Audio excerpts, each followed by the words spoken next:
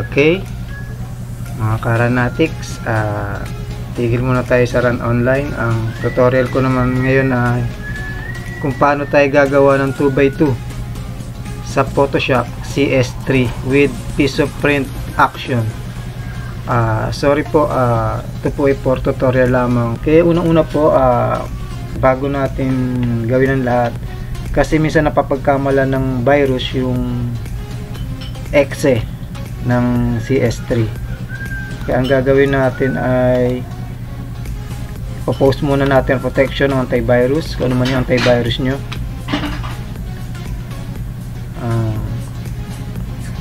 Kung gaano katagal kayo nagagawa, sa akin nilalagay ko is 4 hours lang, kasi pwedeng post until reboot. Sa akin 4 hours, kasi hindi naman tayo tatagal ng 4 hours sa pag-tutorial. Apply. Okay, ito po yung aking file na kung gusto nyong bilhin, medyo mura lang naman po. Kasi po ang binabayaran po natin dito yung action na nilagay natin. Ito po, extract lang po natin.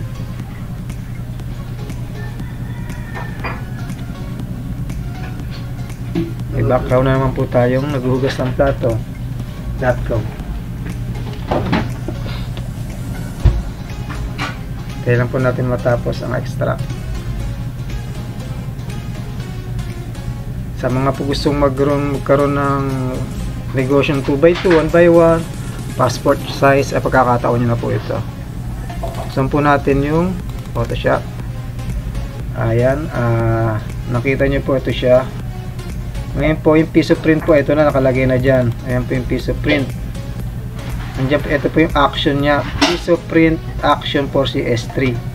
May kasama na rin po siyang mga damit, pambabae, tsaka panlalaki kung papalitan siya ng mga formal suit. Andiyan na po yan, kompleto po yan. Una po natin gagawin ay ang Photoshop po ay right click natin, properties, compatibility po lagay natin, run.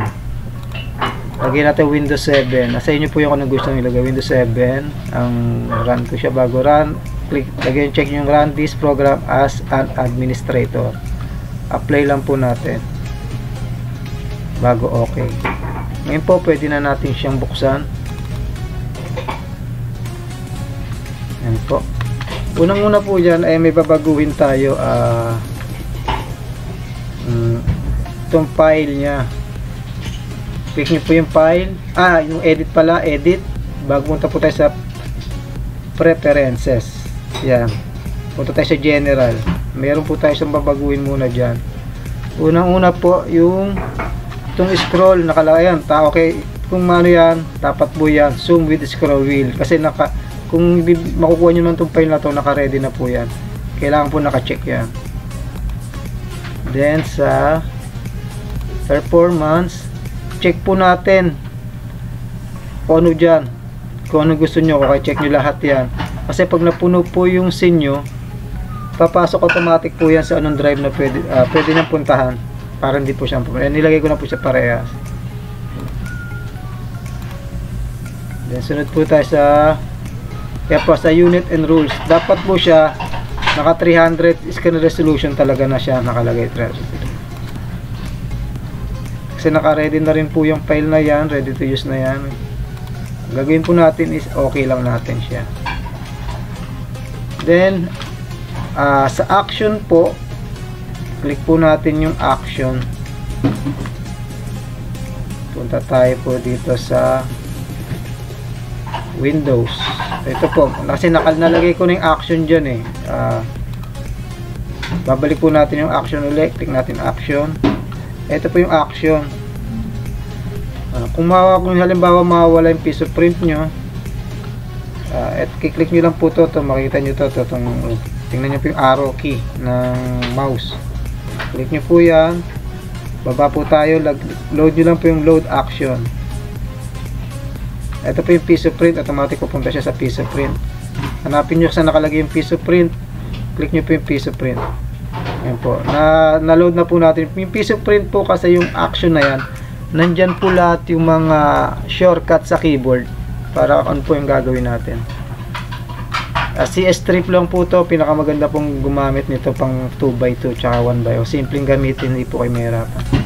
Gagawa na po tayo ng 2x2.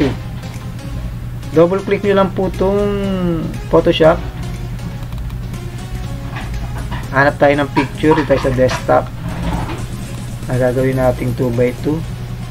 Ang gagawin po natin ay 4 na 2x2 at saka 8 1x1 package. Pwede nyo po siyang singilin ng 50 pesos or kasi nyo po kung magkano, 30. Hanap po tayo ng picture. Ito po, picture. Kasi okay lang po kahit kumuha po kayo ng picture sa bahay nyo na may kulay, mas ikakrap nyo pa rin para mas malinis siya. Kasi halimbawa, gagawin natin siyang white background. Yung background niya is kinuhanan lang din siya sa may kulay pero lumalabas pa rin yung pagka dark ng white niya. Yan po. Ang una po natin gagawin dyan ay punta po, tingnan nyo po yung mouse itong background niya, ito po nakikita nyo ng background na to, nakalock po yan, kaya hindi po natin yan magagalaw na maigi. Double click nyo po itong background, then okay nyo lang po, makikita nyo siya naka layer 0 na siya, wala na siyang lock. Ito wala na siyang lock. Naka show transform na po siya, kailangan po para makita po yung mga gilid-gilid niya. Ngayon po, pag magkakarap po tayo, nakita nyo itong width 2x2 na po nakalagay, tsaka height 2x2, tsaka resolution 300. Ang gagawin po natin, tatanggalin natin itong 2x2, i-backspace nyo lang po, backspace sa keyboard. Ito, backspace din. Ngayon, see, wala na siyang nakalagay. Saka po natin ito ika-crop. Ang gagawin nyo po pag-crop, didiinan nyo po yung shift sa keyboard. Nakadiin po tayo sa shift sa keyboard. Pagkatapos po i-drag natin yung sa mouse, yan. Kudrado po yan pag naka-shift, automatic po siya nakadrado. Pag tansya nyo okay na yan, bitawan nyo lang po. Pwede nyo na siyang yan ng mouse or sa arrow key kung anong gusto nyo, ano forma. Pag naka-type na kayo ng ganyan, makikita nyo po dito yung X, yung 0 na may ano, tsaka yung check lang po natin. Eto na po siya, yan. Hindi pa po yan nakasize ng 2x2, baga kinrap lang natin kasi pag kumuha po tayo, halimbawa magandang resolution ng camera natin, automatic po malaki po yan kasi ito kinuha ko lang po to sa Google kaya medyo maliit na resolution niya. Gagawin na natin siyang 2x2. Ngayon po, paano natin siyang pag muna natin gagawin ng 2x2, kakrap natin siya ng white background. Ito po, makikita nyo to, itong nasa mouse ko. Right click nyo po. Dito po tayo sa Quick Selection Tool. Yan po i-click natin. Quick Selection Tool. Punta tayo sa picture yan. Nakikita nyo po yung cursor na yan. Pwede nyo palakihin, palitin yan. Makikita nyo po yan sa letter sa QWERTY. Di po ba? Dire-diretso yung kahulihan ng keyboard is letter P. Ang sunod po dyan, yun po yung dalawang bracket. Yun po yung palaki at paliit niyan. Tingnan nyo, pag sa unahan po siya, paliit. Pag sa pangalawa po, palaki. Kaya ang gagawin ko po ay medyo maliit lang, tama lang yan. Ngayon, idadrag nyo lang din po yung mula sa tao. Kaya makikita nyo po, nadadrag siya. Yan. Dandanan nyo lang po na huwag lalabas. Yan, dandan. Tingnan nyo po siya. Pag nakita nyo na sakop na yung katawan niya, yan, wala lubas. Ang gagawin naman po natin para matanggal na yung pinaka background niya, punta tayo sa select. Yan po, select bago inverse. Tingnan nyo po, nagbago siya. Saka po kiklik nyo yung sa keyboard na delete. Delete po, delete. Yan. Once na na-delete nyo, makikita nyo siya, Photoshop na talaga siyang, hindi na siya yung pinaka-image na yung background niya. Wala na siyang background. Para matanggal po yung mga gumagalaw-galaw na yan, sa keyboard pumili tayo control. Diin nyo po yung control, tsaka i-click nyo yung letter D na nakakontrol kayo. Yan, makikita nyo siya, okay na. Ngayon po, yan po ay magagalaw. Pag gagalaw po yan kasi hindi po yan nakalock. Paano uli natin siyang ilalak? Ganito naman po. Kung ang gamit nyo po ay laptop, minsan nanghihingi siya ng FN. Kung yung hindi naman nanghihingi ng FN, okay lang. I-click nyo lang po yung F3. Bago po tayo mag F3, kung gusto nyo po siya pagandahin pala muna, paputiin nyo yung mukha niya. Paputiin natin yung mukha niya. Ang gagawin nyo po is F5. Okay, pag F5 po natin yan, control natin F5 para paputiin natin. Ayan, kita nyo, pumuputi na siya. Pwede siyang isagad. Titigil yan kapag sagad na. Ayan, sabihin sagad na po siya. Ngayon, ang gagawin naman natin, itong lakihan po natin ng konti para makita nyo maigi. Itong gilid ng buhok na yan, para medyo hindi pa makita yung mga puti-puti, kiklik po natin itong Barn Tools. Barn Tool. Ito po, click nyo, Barn Tool. Bago yan. Yung pinakagilid lang po, pwede natin siya ganyan-ganyanin lang po natin. Nakadiin po yung left sa mouse. Bago ginaganyan-ganyan po natin para nangingitim po yung gilid. Yan. Pwede po pa itimin din po yan, mga ganyan-ganyan. Nasa inyo po yan, yung mga ano. Gawin nyo na siyang itim yan. Yung pinaka highlight. Ayan. Ngayon po, balik natin dito sa pinakataas. Click nyo lang po ito. Makita nyo parang arrow na to. Ayan. Click. Pagulitan natin. Ngayon po, gagawin na natin siyang ilalak na natin yung layer. Pag lock po nyan, F3 o FN F3. Kasi minsan po sa keyboard ng laptop, minsan FN ang hininga niya bago siya mag F3. Katulad ng laptop ko, FN tsaka F3 siya. Ayan na po siya. Kung makikita nyo siya pa, nag-lock na po siya. Ito, lock na. Sabihin, lock na siya. Pwede na natin. Ngayon, gagawin na natin siyang 2x2. Paano bang gawin 2x2 yan? Click ulit po natin itong crop. Lagay na po natin yung width 2, yung height 2. Yan. Bago, kahit hindi na po natin diinan yung shift, automatic na po yan. Click lang po natin yung left click sa mouse. Drag, ganyan. Sagad na lang natin. Bago, check natin. Yan, tingnan po, lumaki siya kasi maliit po yung resolution niya, kaya lumaki yan kasi pumunta na siya sa 2x2. Ngayon po gagawa tayo ng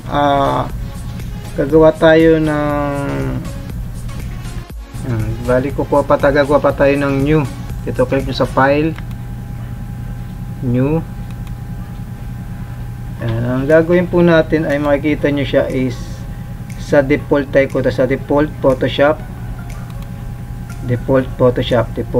Ayan po, nakita nyo siya, default Photoshop. Ang gagawin po natin dito ay gawin natin siyang 5. Ito po 7. At ito po ay 300 in resolution. Width 5, height 7, resolution 300. Okay po natin siya. Kung makita nyo po siya na ganyan na siya. Ngayon, lalagyan natin siya ng parang barcode para hindi po siya lumagpas dito. Left click nyo lang po to, diin nyo po yung sa ruler bago i-drag nyo lang ng konti. Yan, kahit ganyan lang kaliit, okay na yan. Dito sa kabila, ganun din. Yan, pwede nakalock. Ngayon tong picture na tong 2x2 na kinrate natin, idadrag natin siya dyan. Ayan, yan po yung 2x2. Pag makikita nyo siya, naglalak po siya dyan. Ayan, no? Hindi siya lumalagpas. Ngayon, syempre, pag kinat po natin yan sa cutter ng photo paper, hindi natin makikita kung 2x2 nga ba yung tsura niya. Lalagyan po natin siya ng lining. Dito po tayo, saglit lang po. Okay, kung makikita nyo po, lumiit yung aking Photoshop kasi po naharangan siya ng aking screen record. Kaya niliitan ko siya. Ito po yung kanina sinabi natin, lalagyan ko ng lining itong 2x2. Ito po, kung makikita nyo yung FX, itong nakikita nyo sa mouse, FX. Pag kinlik nyo po yan, click nyo po yung stroke. Ayan po, ang nilalagay ko po ay red. Para kung anong kulay ang gusto nyo palitan, basta sa akin red ang nilalagay ko. Bago yung number niya dito, sa pixel niya 1 lang. Basta magkaroon lang siya ng line. Nasa inyo po yung gusto nyo number 2, 3. Yan, okay nyo lang po. Yan. Paano naman natin siya dodoblehin? Gagawing 4 na 2x2. Ang gagawin lang po natin is click nyo po yung control tsaka alt. Control alt. Then drag nyo po siya ng gamit ng mouse. Pag lumalabas po, bitawan nyo na po yung control tsaka alt. Okay na po yan. Ayan. Pagka-copy nyo po siya, click nyo po ulit yung left ng mouse, madiin. Ito po, itong auto select po, click na rin po natin so para hindi siya maghiwalay. Auto select. Yan. Gawin natin, nasa left uli po tayo, left ng mouse, diin, bago i-drag natin na ganyan. Makita nyo po siya, nagdoble na po yung kita sa kanya. Control Alt uli po tayo. Diin uli po yung sa mouse. Bago bitaw yung Control Alt. Yan, ngayon po meron na po tayong apat na 2x2. Paano po tayo gagawa pa ng walong 1x1? Dito naman po, makikita nyo itong 2x2 na ginawa natin. Right click nyo po to, itong edge na to sa taas na to, itong nasa mouse na to. Right click, may lalabas po dyan, duplicate image, canvas size, file info, tsaka page setup. Click po natin image size. Yan, makita nyo width and height, scale, style, constraint, tsaka resample. Naka-check po lahat yan para pag kindik nyo po itong width ng 1, magawa na po yung height. Yan, 1 na po yan. Okay lang natin. Yan na po siya, 1x1 na po itong sukat na ito. I-drag uli natin siya dito. Ayan, idikit uli natin sa gilid. Naglalak po kusa yan. Paano po natin gagawin uli ang lagyan ng lining? Punta tayo sa FX uli. Ito po sa makikita nyo sa bandang kanan ng yung laptop o computer.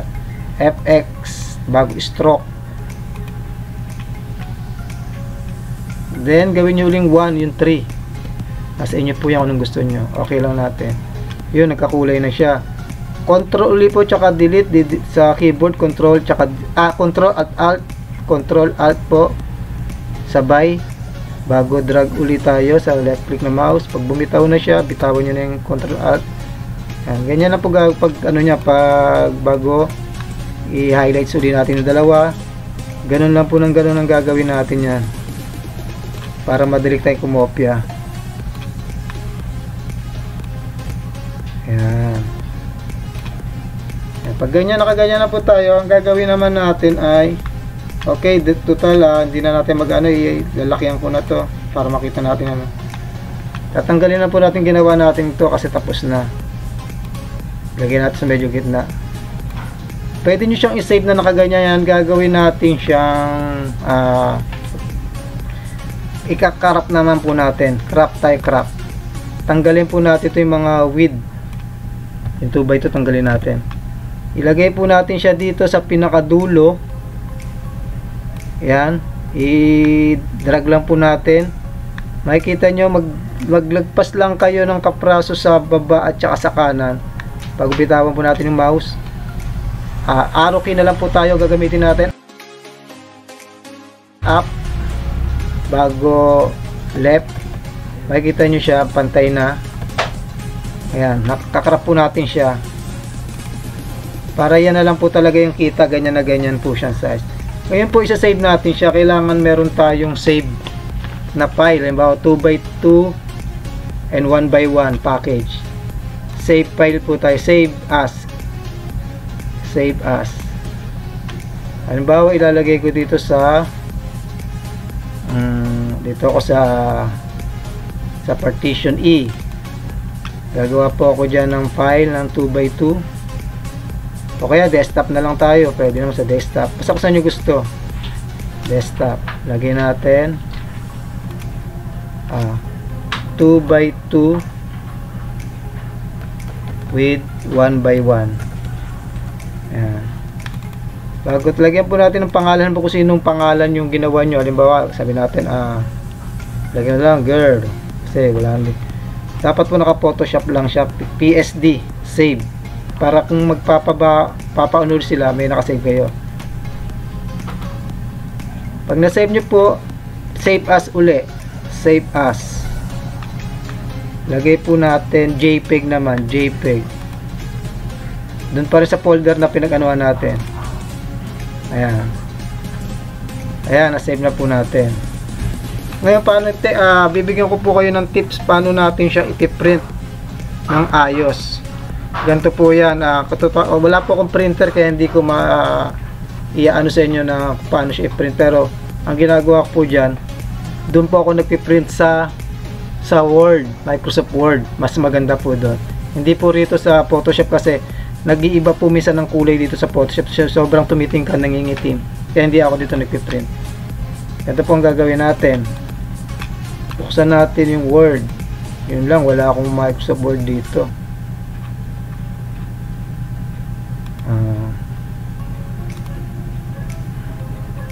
Lalagyan ko muna po ng Microsoft Word dito.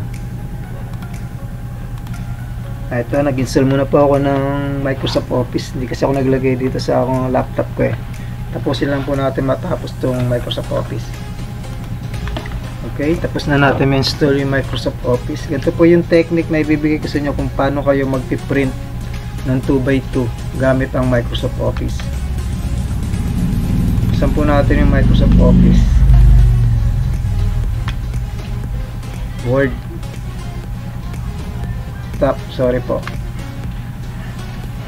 Para i-ano uli natin po itong dati, iangat lang natin siya. Yan, mga ganyan or ganyan. Ito yan, mas okay yung ganyan size. Then dito naman sa kabila.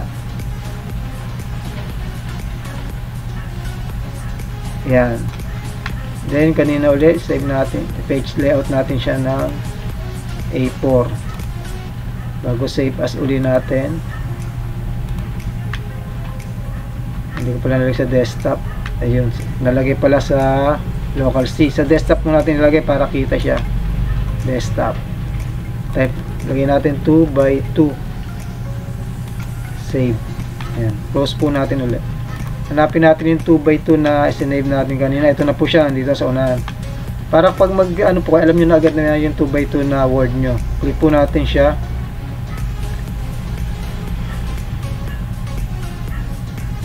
Kumbaga hindi na po siya tawag dito yung size ng typewriting, kundi siya po ay A4 size. Ang gagawin po natin, insert, click nyo itong insert, then yung picture. Bago punta tayo sa desktop kung saan natin sinave yung 2x2 with 1x1, ito po yung folder nya. Makikita nyo siya, ito na yung folder. Okay, double click na natin siya. Kung makikita nyo siya, gumilid na agad siya dito. Kumbaga, sakto po yung size niya na hindi po masisira yung photo paper natin. Kumbaga, pag ibinaba po natin yan. At pag na-print po natin yan, pwede po natin i-cut sa gitna. Ihating-hati siya para yung sobra niyan. Magagamit nyo po siya sa dalawang 2x2, walong 1x1, dito sa 4 na 1x1, dito sa gilid yung 4 na 1x1. Ganyan lang po ako nagpiprint. Siyempre, pag inano nyo po siya is print lang po. Hanapin yung print. Print. Pag nag-print po tayo, kasi wala akong nakalagay dito na printer sa laptop ko, lagi yung printer properties. Pag yung printer properties po, kung ano yung makikita nyo dyan, kasi ito wala namang lalabas dito lalagay nyo lang yung high. Pag sa ano nya, kailangan naka-high.